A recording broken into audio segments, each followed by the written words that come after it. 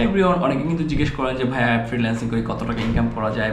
অনেক নিউজ পেপারে, পত্রিকায়, ইউটিউব চ্যানেলে অনেকে দেখি লাখ লাখ টাকা ইনকাম, মাসে 10 লাখ 20 লাখ টাকা ইনকাম করে। আসলে একটু সত্য কিনা এই বিষয়গুলো আপনাকে কনফিউশন দূর করবো। দেখেন, ফ্রিল্যান্সিং করে অনেক টাকা ইনকাম করা যায়, কিন্তু আপনার কিন্তু পিছনে যে বিহাইন্ড দ্য সিন থাকে, অর্থাৎ পিছনে যে গল্পটা থাকে সেটা কিন্তু আপনারা অনেক সময় জানেন না। আমি আপনাকে এই ভিডিওতে একদম পিছনের গল্পটা আপনাকে বলে দেবো। একজন ফ্রিল্যান্সারের কত পরিশ্রম থাকে, কী পরিমাণ হার্ডওয়ার্কিং থাকে, আপনার কী পরিমাণ ডেডিকেশন থাকে, কী পরিমাণ সৎ হতে হয়, কী পরিমাণ রাত জাগতে হয়, সব কিছু আপনাকে জানাবো আজকে। তাই আপনাকে বলবো এই ভিডিওটা সম্পূর্ণ দেখবেন। আর হ্যাঁ, আপনাদের থেকে একটা সাপোর্ট লাগবে। আমার নতুন একটা ইউটিউব চ্যানেল, যেটার নাম হচ্ছে ডিসকভার দ্য নেশন টিভি। এটা ভিডিও ডিসক্রিপশনে লিঙ্ক দেওয়া থাকবে।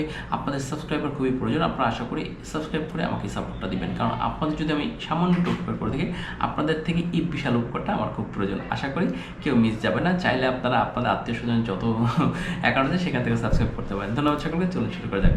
ওকে, দেখেন, ফ্রিল্যান্সিং কথাটা আমাদের যখন মুখে আসে তখন কিন্তু আমাদের মনে হয় যে না, খুবই মধুর একটা বিষয়, ফ্রিল্যান্সিং করি, একদম মুক্ত পেশা।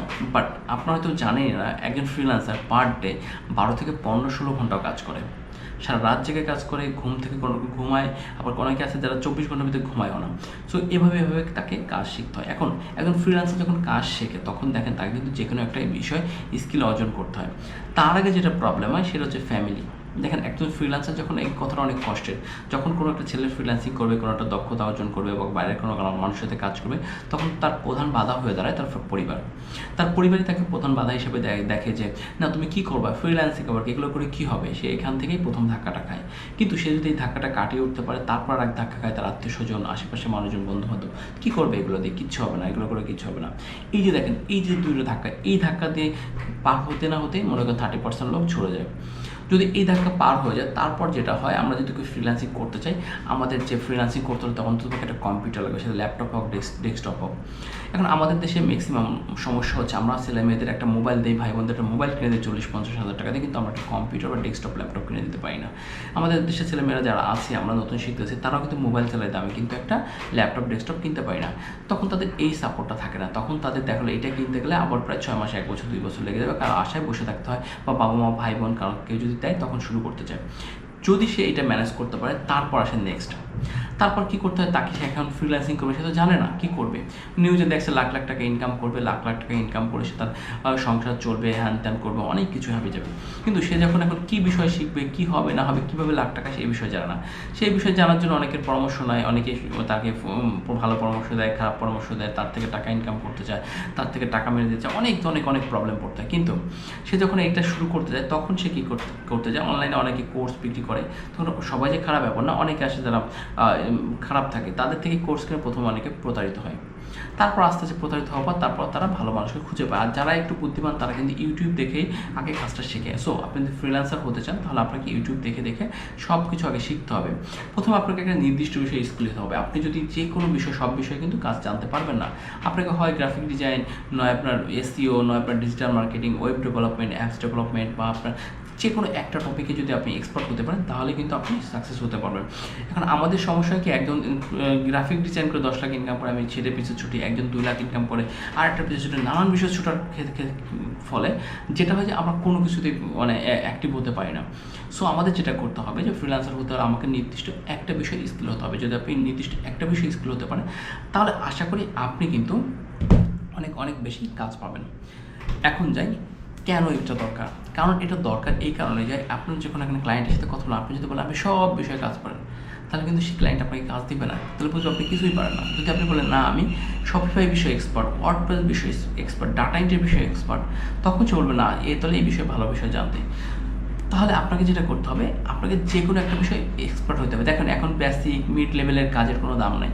এআই আসছে, এআই এখন অনেক ভালো কাজ করতে পারে। সো আপনাকে কী করতে হবে, এক্সপার্ট হতে হবে। যেহেতু ক্লায়েন্ট বোঝে না সে খুব এক্সপার্ট একজন লোক, সো তাকে দিয়ে কাজটা করালে খুব ভালো হবে। সো এক্সপার্ট ছাড়া এখন দাম নেই। এখন আপনি যদি এক্সপার্ট হয়ে যান, তাহলে কী করতে হবে, আপনাকে এর পরের স্টেপে যেতে হবে।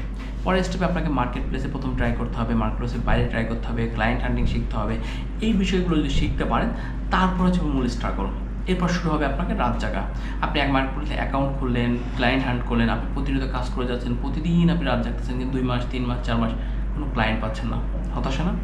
এই হতাশা থেকে বের হতে পারে না অনেকেই। এই হতাশা থেকে অনেকেই এটা ছেড়ে দেয় যে না কারণ আমরা সবসময় হয় কি যে আমরা ইনস্ট্যান্ট সব কিছু পেতে চাই। আমরা যেমন ধরুন মাস শেষে স্যালারি চলে আসলো আমাদের জন্য ভালো, কিন্তু আপনি যদি 6 মাস ওয়েট করেন, 1 বছর ওয়েট করে যদি কাজ পান, দেখা গেলো আপনার একটা প্রজেক্টে আপনার 6 মাসের স্যালারি, একটা প্রজেক্টে 1 লাখ 2 লাখ টাকা স্যালারি, কিন্তু এই যে পরিশ্রমটা, এই যে রাত জাগা, এই যে ধৈর্য, অন্যের কথা শোনা, টলারেট করা, এই যে সব কিছু আশেপাশে, এটা কিন্তু অনেকেই পারে না। যার কারণে অনেকে এই সেক্টর আসতে পারে। সো আপনি যদি সব কিছু মেনে নিতে পারেন, সব কিছু করতে পারেন, সব কিছু স্কিল হতে পারেন, তাহলে আশা করি আপনি ফ্রিল্যান্সিং সাকসেস হবেন। তবে আপনাকে বলবো ধৈর্য ধরতে হবে, আপনাকে পরিশ্রম হতে হবে, আপনার টেকনোলজির সাথে আপডেট হতে হবে। যদি আপনি সব কিছু করতে পারেন তাহলে আশা করি আপনি দিন দিন কিন্তু অনেক বেশি সাকসেস হতে পারবেন।